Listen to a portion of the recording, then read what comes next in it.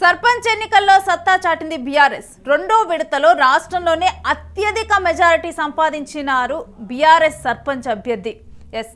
2180 ఓట్ల భారీ మెజారిటీతో కూడా కర్రోల స్వప్న విజయం సాధించారు. జనరల్ మహిళా స్థానంలో ఎస్సీ మహిళా అభ్యర్థినిగా నిలబెట్టినటువంటి మాజీ మంత్రి నిరంజన్ రెడ్డి నిలబెట్టారు, బలపరచడం జరిగింది ఆమెని. అయితే ఇక సర్పంచ్ ఎన్నికల్లో కూడా ఆమె అత్యధిక మెజారిటీతో గెలిచారు. వనపర్తి నియోజకవర్గం గోపాలపేట మండల కేంద్రంలో అధికార కాంగ్రెస్ పార్టీని తట్టుకొని మెజార్టీ స్వాధించారు స్వప్న భాస్కర్. ఇక ఈ విధంగా కూడా మనం ఇప్పటి వరకు అంటే ఈ రెండు విడతల్లో కనుక చూసుకుంటే మొదటి విడతలోనేమో కాంగ్రెస్ హవాలో ఉంది, అంటే అయినప్పటికీ కూడా బీఆర్ఎస్ గట్టి పోటీ ఇచ్చింది. రెండో విడతలో కూడా అలానే జరిగింది, కానీ ఎక్కడికక్కడ కూడా బీఆర్ఎస్ పట్టునడుపుకుంది. ఇక దీంట్లో కూడా బీజేపీ మూడో స్థానంలో 240కి పైగా కూడా సర్పంచ్ స్థానాలు గెలుచుకొని కూడా బీజేపీ మూడో స్థానంలో ఉంది. అలాంటిది బీజేపీలోనే ఇప్పుడు అత్యధికంగా కూడా గెలిచిన సర్పంచులందరిలో కూడా అత్యధిక మెజార్టీ సాధించారు స్వప్న భాస్కర్ కూడా. ఇక 2180 ఓట్లతో కూడా ఈమె తమ సత్తా చాటారు. అత్యధిక మెజార్టీ సంపాదించిన బీఆర్ఎస్ పార్టీ సర్పంచ్ అభ్యర్థిగానైతే ఇప్పుడు తాను ఒక ఘనతనైతే ఈ సర్పంచ్ ఎన్నికల్లోనైతే సంపాదించడం జరిగింది. ఇక జనరల్ మహిళా స్థానంలో కూడా తాను పోటీ చేశారు. ఎస్సీ మహిళా అభ్యర్థిని ఈమెను నిలబెట్టింది మాజీ మంత్రి నిరంజన్ రెడ్డి. ఇక ఆయన మద్దతు ఇచ్చినటువంటి ఈమె కూడా ఇప్పుడు 2000కు పైగా మెజార్టీతో కూడా సర్పంచ్ స్థానాన్ని కైవసం చేసుకుంది. దీనికి సంబంధించిన డీటెయిల్స్ కూడా మా ప్రతినిధి కిరణ్ అందిస్తారు. కిరణ్, సర్పంచ్ ఎన్నికలు కనుక చూసుకుంటే దీంట్లో కొంతమంది అంటే కొన్ని ప్రాంతాల్లో కనుక చూసుకుంటే ఒక్కొక్కరు ఒక్కొక్క ఘనతను కూడా సొంతం చేసుకున్నారు ఈసారి సర్పంచ్ ఎన్నికల్లో. అలా ఈ మహిళా అభ్యర్థి కూడా ఒక ఘనతను సొంతం చేసుకున్నారు. అసలు కంప్లీట్ డీటెయిల్స్ ఏంటి?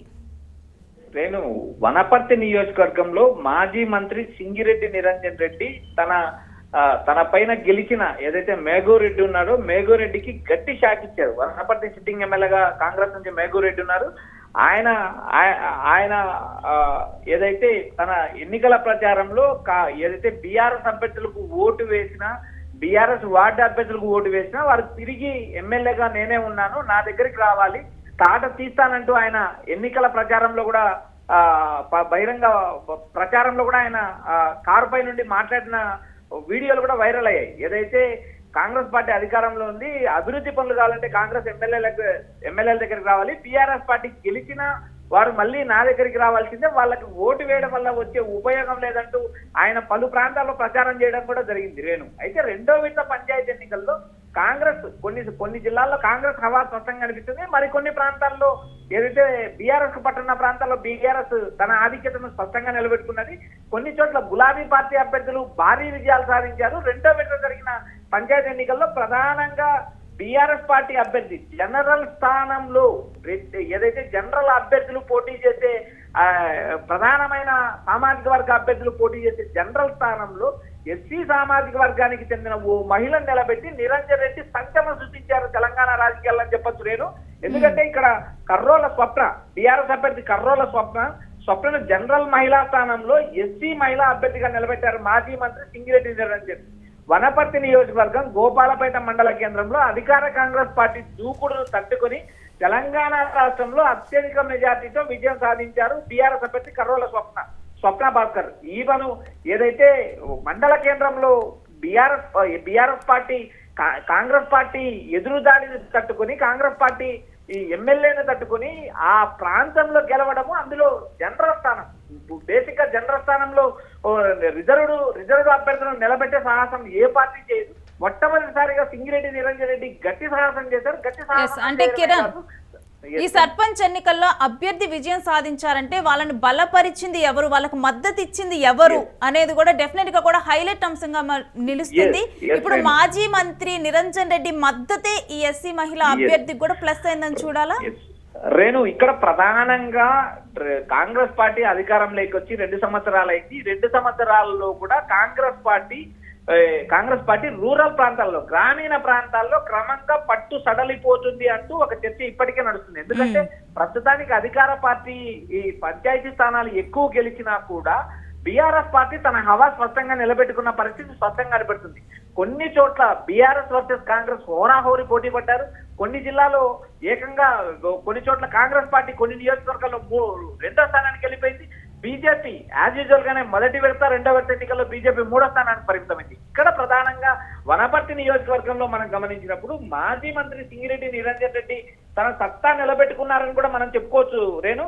ఎందుకంటే ఇక్కడ ఈ కర్రోల స్వప్న భాస్కర్ వచ్చేసి ఆ గ్రామ పంచాయతీలో మొత్తం 4,440 ఓట్లు కాగా ఓట్లుండగా 4,200 ఓట్లు పోలయ్యాయి. చెల్లని ఓట్లు 114గా గుర్తించారు. కాంగ్రెస్ అభ్యర్థి ఎల్లే పోగుల సువర్ణకు 1049 ఓట్లు వచ్చాయి. బీఆర్ఎస్ అభ్యర్థి స్వప్న భాస్కర్ కు వచ్చిన ఓట్లు 3,229 ఓట్లు వచ్చాయి. మెజారిటీ 2,180 ఓట్ల తేడాతో భారీ విజయం సాధించింది. సింగిరెడ్డి నిరంజన్ రెడ్డి తన పట్టు కోల్పోకుండా నిలబెట్టుకున్నారు. జనరల్ స్థానంలో ఎస్సీ మహిళను గెలిపించుకున్నారు. ఇక్కడ నిరంజన్ రెడ్డి ఈ ప్రతిభతో పాటు నిరంజన్ రెడ్డి సామర్థ్యంతో పాటు అభ్యర్థి ఏదైతే ఎస్సీ మహిళా అభ్యర్థిని నిలబెట్టడము, వారు ఓట్ పోలరైజేషన్ చేసుకోవడము, స్థానిక ఎన్నికల్లో కాంగ్రెస్ దూకుడుని తట్టుకొని ఆ పంచాయతీలో నిలబడి అధికార పార్టీ దూకుడు ఎదుర్కొని విజయం సాధించడం ఆచామాచి వ్యవహారం. అందులో బేసిక్ గా గోపాలపేట మండల కేంద్రంలో అధికార పార్టీ ప్రధానంగా ఏదైతే రెడ్డి సామాజిక వర్గానికి సంబంధించిన వారి వైపు మొగ్గు చూపుతారో అలాంటి పరిస్థితుల్లో కాంగ్రెస్ పార్టీ ఒక అభ్యర్థి వైపు మొగ్గు చూపితే బీఆర్ఎస్ ఛాలెంజ్ గా తీసుకొని ఎస్సీ సామాజిక వర్గానికి సంబంధించిన మహిళలకు టికెట్ ఇచ్చి అక్కడ భారీ మెజార్టీతో రాష్ట్రంలో రెండో విడత ఎక్కడా లేని మెజార్టీ సాధించడం ఇది నిరంజన్ రెడ్డి ప్రతిభతో పాటు అభ్యర్థి కర్రోల స్వప్న భాస్కర్ ఏదైతే ప్రతి ఓటర్ దగ్గరికి పోయి ఓటు అడగడం, ఏదైతే కాంగ్రెస్ పార్టీ అధికారంలోకి వచ్చిన తర్వాత సంక్షేమ కార్యక్రమాలు దూరం అయ్యాయి. గతంలో కేసీఆర్ పాలనలో ఇలా సంక్షేమ పథకాలు అందాయంటూ ఇంటింట ప్రచారం చేయడం కానీ అభ్యర్థులు ఏదైతే కాంగ్రెస్ పార్టీని ఎదురొడ్డి నిలబడి ఏదైతే సింగిరెడ్డి నిరంజన్ రెడ్డి తన పేరును నిలబెట్టడమే కాక కష్టపడి ఏదైతే మండల కేంద్రాలు గెలవడం మాత్రం ఆశ్చర్యకరం అంటూ రాజకీయ విశ్లేషణలు వ్యక్తం చేస్తున్నారు. కిరణ్, అంటే గ్రామీణ స్థాయిలో కూడా ఇంత మెజారిటీ రావడంతో ఇప్పుడు ఇది చర్చనీయాంశంగా మారింది. ఎందుకంటే గ్రామీణ స్థాయిలో జరిగే ఎలక్షన్స్ లో కూడా ప్రతి ఒక్క ఓటు కూడా కీలకంగా మారుతుంది. ఎందుకు ఈ ఎన్నికల్లో మనం ఒక అమ్మాయి కేవలం తన మామ వేసినటువంటి ఒక్క ఓటు ఎక్స్ట్రా రావడంతో కూడా గెలిచిన సందర్భం చూసాం. ఇలా ప్రతి ఒక్క ఓటు కూడా ఎంతో కీలకం అవుతుంది. అలాంటిది ఇంత హైయెస్ట్ మెజారిటీతో కూడా అంటే గ్రామంలో సగానికి పైగా జనాల యాక్సెప్టెన్స్ ఈ అమ్మాయికి ఇప్పుడు ఉంది. నేను పంచాయతీ ఎన్నికల్లో ప్రతి ఓటు కీలకము.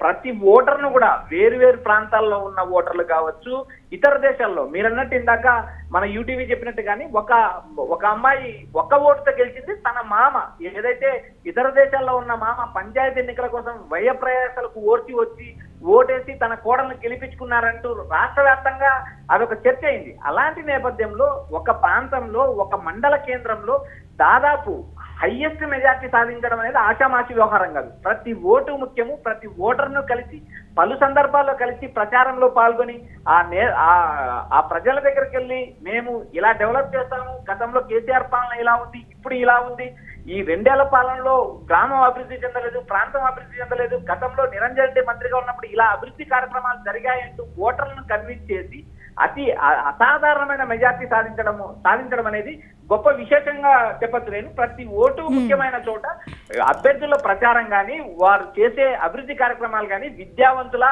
అవునా కాదా, మీరు డెవలప్ చేస్తారా లేదా అని ప్రజలు ఆలోచించుకొని ఓటేసేది. కేవలం డబ్బు అనేది కొంత మాత్రమే ప్రభావితం చేస్తుంది. కేవలం డబ్బుతోనే ఎన్నికలు గెలవలేదు. ఎందుకంటే పంచాయతీ ఎన్నికల్లో ఎవరు ప్రజలకు అందుబాటులో ఉంటారు, ఎవరు పలుకుతారు, ఒకవేళ డబ్బు కొంచెం ఏదైతే మనీ కొంచెం ప్రభావం చూపినా కూడా ఆ ప్రాంతంలో ఎవరు ఉంటారు, ఎవరు అందుబాటులో ఉంటారు, సమస్య వస్తే ఎవరు పరిష్కరిస్తారు, అందుబాటులో ఉన్న ప్రజలు, అందుబాటులో ఉన్న నాయకులు ఎవరు అంటూ చూసుకొని ప్రజలు గెలిపించే పరిస్థితి. అలాంటి పరిస్థితిలో ఒక రిజర్వ్ స్థానంలో ఒక ఎస్సీ మహిళ కర్రోల భాస్కర్ను నిలబెట్టి గెలిపించడం అనేది నిరంజన్ రెడ్డి ప్రతిభతో పాటు నిరంజన్ రెడ్డి ఘనతతో పాటు అభ్యర్థుల సామర్థ్యం వరకు రిజర్వ్ అభ్యర్థి జనరల్ స్థానంలో పోటీ చేసి గెలవడం అనేది ఆశామాషి వ్యవహారం కాదు. ఇది ఒక అద్భుతమైన విషయం అని కూడా చెప్పచ్చు. ఎందుకంటే పంచాయతీ ఎన్నికల్లో ఒక ఓటు చాలా ముఖ్యమైంది. అలాంటి నేపథ్యంలో ఇంత మెజార్టీ సాధించడం మాత్రం వనపర్తి నియోజకవర్గంలో ఒక గొప్ప అద్భుతం అని చెప్పొచ్చు. నేను right, thanks for the details Kiran. ఇక సర్పంచ్ ఎన్నికల్లో కూడా బీఆర్ఎస్ సత్తా చాటింది. ఎందుకంటే ఎక్కడైనా కానీ కాంగ్రెస్కి కూడా పోటీ అయితే ఇవ్వటం జరిగింది. కొన్ని ప్రాంతాల్లోనైతే కాంగ్రెస్ కన్నా కానీ ఇప్పుడు కొమరం భీంలో చూసుకుంటే కనుక కాంగ్రెస్ కన్నా కానీ ఒక 0.5% కన్నా ఎక్కువగానే ఓట్లు సంపాదించి అక్కడ అంటే సర్పంచ్ అభ్యర్థి కూడా గెలవటం జరిగింది. ఈ విధంగా కూడా ఇప్పుడు రెండో విడతలోనే రాష్ట్రంలో అత్యధిక మెజారిటీ సంపాదించిన ఘనత బీఆర్ఎస్ పార్టీ సర్పంచ్ అభ్యర్థి సొంతం చేసుకుంది. 2180 ఓట్ల భారీ మెజారిటీతో కూడా కర్రోల స్వప్న విజయం సాధించడం జరిగింది. ఇక ఈ విధంగా కూడా బీఆర్ఎస్ అయితే సత్తా చాటింది. ఇందులో బీఆర్ఎస్ మహిళా అభ్యర్థి అంటే బీఆర్ఎస్ నుంచి బలపరిచినటువంటి మహిళా అభ్యర్థి కూడా ఈ విధంగా హైయెస్ట్ మెజారిటీతో గెలవటం అయితే ఇప్పుడు చర్చనీయాంశంగా ఆసక్తికరంగా మారింది.